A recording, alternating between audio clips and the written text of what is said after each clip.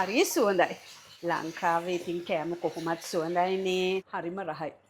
කට දැවිල්ලයි වගේ හරිම රහයි.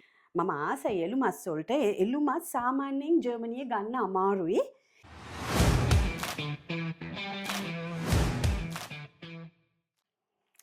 අයුබෝවන්. අද අපි හදන්නේ එළු මස්. මම ආසයි එළු මස් වලට. එළු මස් සාමාන්‍යයෙන් ජර්මනියේ ගන්න අමාරුයි.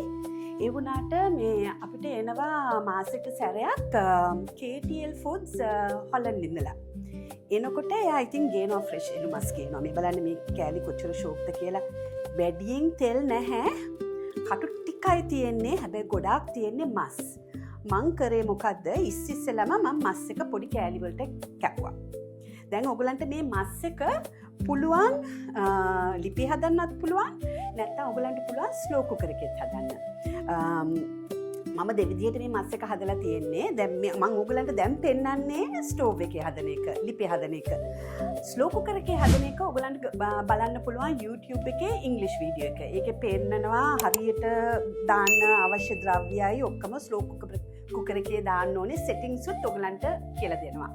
ඉතින් දැන් මම ඔයගලන්ට පෙන්නන්නම් කොහොමද කියලා මේ එළු මස් එක හදන්න. දැන් පංගුවක් කට්ටිය ආස නැහැ එළු මස් එකේ රසට. ඒකේ තියෙනවනේ නිකන් හරි අමුතු රහක් තියෙනවනේ. ඒක අපි ලංකාවේ මිනිස්සු නම් ආසයි ඒ රහට. හැබැයි ගොඩක් වෙලාවට මේ පිටරටේ කට්ටිය ඒගොල්ලෝ එච්චරම ආසාවක් නැහැ එළු මස් වල රහට. ඒක ඒ රහ ඒ අමුතු ඒ ෆ්ලේවර් එක අරන් දාන්න නම් ඔයගලන්ට පුළුවන් දෙහි බෑවක් අරගෙන හොඳට මිරිකලා එළු මස් එක හොයදුවන් පස්සේ අනලා පැය භාගයක් තියලා ආපිට හොදලා ඊට පස්සේ පටන් ගන්න ස්පයිසස් ටික දාන්න. නැත්නම් ඔයගලන්ට පුළුවන් ඇපල් සයිඩර් විනිගර් උලත් ටේබල් ස්පූන් එකක් වගේ මේස හැන්දක් වගේ දාලා තියලා සේම් තින් කරන්න පුළුවන්. දැන් මම මේ එළු මස් එක ඇපල් සයිඩර් විනිගර් එක තවත් එකක් කරන්නේ එළු මස් එක මේ මස් එක මුරුදු කරනවා. එතකොට ඒක ටක් ගාලා ඉක්මනට සොෆ්ට් වෙනවා වගේ. හැබැයි ඉතින් ලිපේ දානකොට ඉතින් අපි ඉතින් ලිප ළඟට වෙලා ඉන්න ඕනේ. පොඩ්ඩක් වහලා අපිට පැය භාගයක් මිනිත්තු 45ක් පවකට පැයක් වගේ තියන්න ඕනේ. ස්ලෝ කුකර් එකේ නම් ඔක්කොම හදලා දාලා ඉවර වෙලා ඔයාට ඕන එකක් කරන්න පුළුවන්. පැය 4ක් යනකම් බලන්නවත් අවශ්‍ය නැහැ ස්ලෝ කුකර් එක. ඉතින් දැන් මම ඔයාට ඔයගලන්ට පෙන්නන්නම් මට මේ එළු මස් වලට අවශ්‍ය ද්‍රව්‍ය. මට මෙතන තියෙනවා බෝල් එකේ එළු මස් කිලෝ එකක්. ඒකට මම මේ බීලුණු ගෙඩි දෙකක් ගත්තා. මේ තියෙන බීලුණු. මෙතන තියෙනවා මේ පොඩි ප්ලේට් එකේ තියෙනවා බීලුණු තියෙනවා ගෙඩි දෙකක්. එතකොට කොළ මිරිස් කරල් දෙකක් තියෙනවා. මේ අපේ කරි ලීව්ස්. එතකොට මේකේ තියෙන්නේ මේව තමයි. ඔන්න මම පෙන්නන්නම් මෙතන මොකක්ද කියලා මේ පැලවෙන්නේ. දන්නවද මේ මොකක්ද කියලා මේ ගහ? මේ සේර ගහක්. ඉතින් මම මේ සේර පැලේ පැල කරලා ගේ ඇතුලේ තියලා තියෙන්නේ. දැන් සමර එක ආවන් පස්සේ මේක කෙලින්ම යන්නේ වත්තට. ඉතින් මම මොකද කරේ? සේර කොළ කපලා ගත්තා.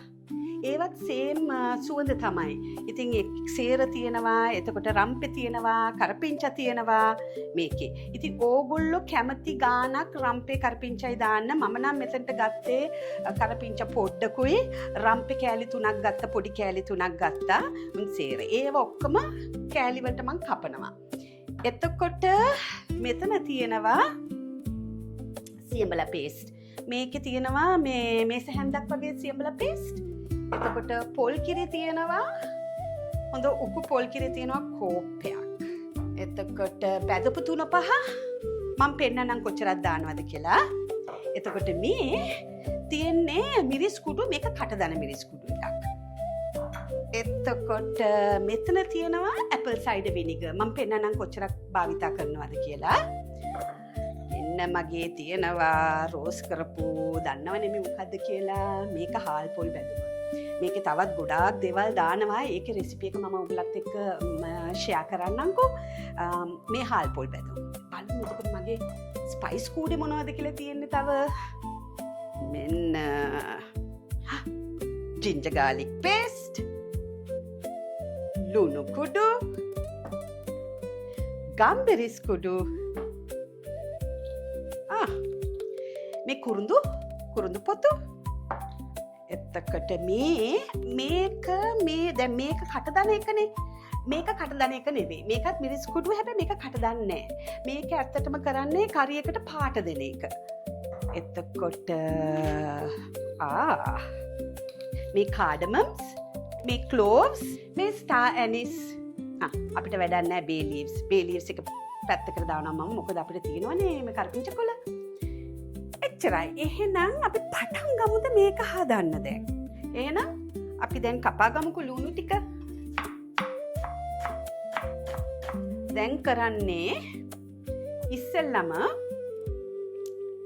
මම මස් එකයි ලුණු ටිකයි මේ කපල තියෙන ද්‍රව්‍ය ටික අරගෙන යනවා ලිප ළඟට. මට අමතක වුණා තෙලුත් අවශ්‍යයි. මොකද ලුණු මදින තෙල් ඕනේනේ. ඉතින් තෙල් ටිකත් අරගෙන ගිහිල්ලා පෑන් එකට තෙල් ටික දාලා තෙල් ටික හොඳට බැදී රත් වෙගෙන එනකොට මම දාන්නේ ඉස්සෙල්ලාම ලුණු නෙවෙයි. ඉස්සෙල්ලා දාන්නේ ලුණු. ලුණු දානවා. ඊට පස්සේ මම දානවා මිරිස් කුඩුයි බැදපු තුන පහයි. දාලා ඉවරලා පොඩ්ඩක් ඒක බ්‍රවුන් වෙන තවත් ටිකක් බ්‍රවුන් වෙගෙන යනකොට ටක් ගාලා දානවා මස් ටික දාලා හොඳට කලවම් කරලා ඊට පස්සේ තමයි ලුණු ටික දාන්නේ. ලුණු ටික දාලා මම ස්ලෝ මේ මද ගින්නේ මේ කුකර් එක මම තියනවා මේ 5ට විතර දානවා. භාගයක් 5 නැත්තම් 4ට වගේ දාලා මම තියනවා පැයක් වගේ තියනවා. නැත්තම් පැය භාගයක් තියලා මොකද ඒ පැය භාගේ මදගින්නේ තියෙනකොට වෙන්නේ මස් වල තියෙන වතුර තියෙනවනේ. වතුර ඔක්කොම එළියට ඇදලා ගන්නවා. එතකොට මම මස් පුල්ලුවන් තරම් බලන්නේ වතුරෙන්ම මේ මසේ තියෙන වතුරෙන්ම උයන්න. ඔයගොල්ලන්ට හිතනොත් මස් තැම්බිලා මදි කියලා. එතකොට ඔයාලට ඔයගොල්ලන්ට පුළුවන් වතුර කෝප්පයක් දාන්න. ඉතින් බලන්න පුළුවන් කොහොමද කියලා එක. බලලා ඉවර වෙලා ඊට පස්සේ අන්තිමට තමයි පොල් කිරි දාන්නේ. පොල් කිරි කෝප්පේ දානවා. ඉතින් මම ඉස්සෙල්ලා පෙන්නන්නම් කොච්චර දානවද කියලා අනිත් ද්‍රව්‍ය මේකට. මොකද අපි මෙතන ලිපට දාන්නේ මේ බැදපු 3-5යි.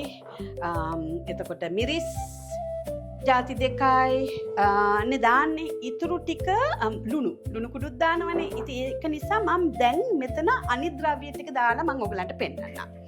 එතකොට දැන් මෙතන තියෙනවා මේස හැන්දක් තියෙනවා සියබලා. මම එකක් දානවා. එතකොට ginger garlic paste මම දානවා තේ හැන්දක්. මෙන්න. oops. apple cider vinegar දානවා මේස හැන්දක්. දැන් අපි බලමු කම්බිරිස් කුඩු දානවා තේ හැන්දක්. කුරුඳු පොතු ස්වල්පයක්. cloves දානවා ස්වල්පයක්. මෙතන තියෙනවා කෑලි 5ක්. cardamom දානවා 4ක්. star anise පුංචි කෑල්ලක්. දැන් මම මේක හොඳට අනනවා.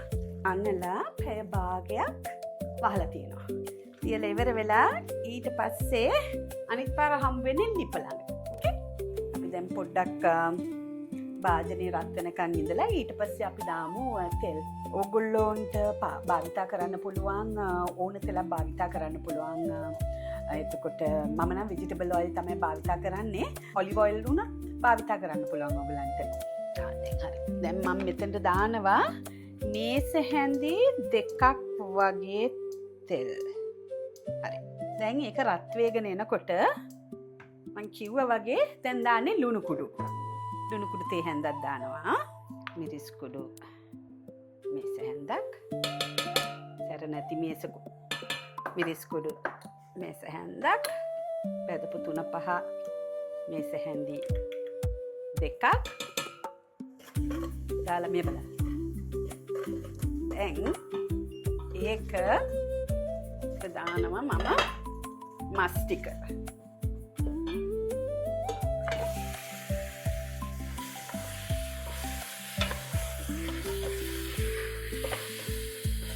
මේ බලන්න මස් වල පාට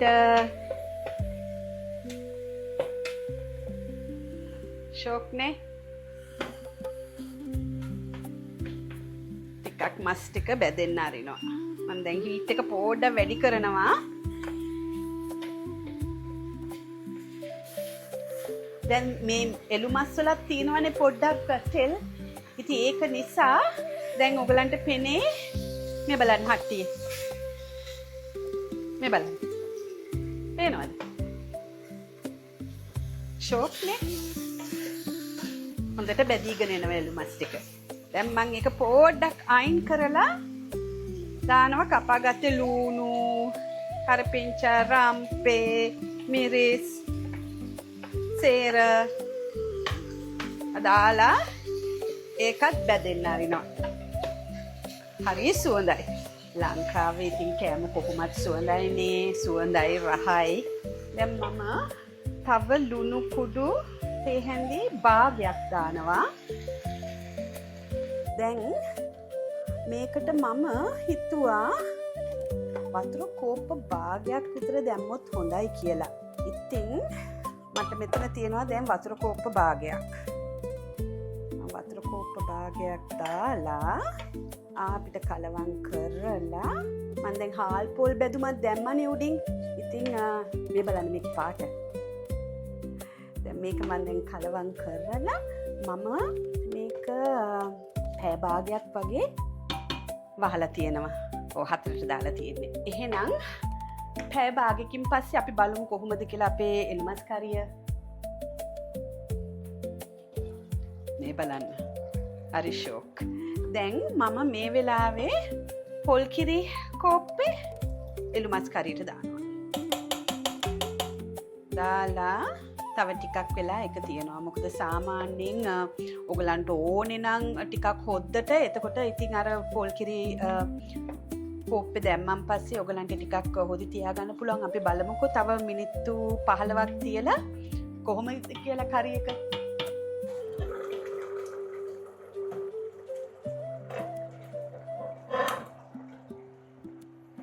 අපි දැන් බලමු රහ කොහොමද කියලා.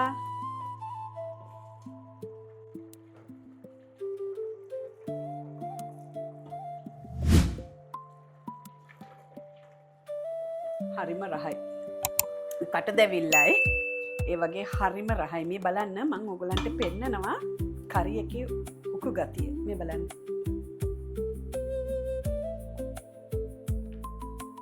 දැන්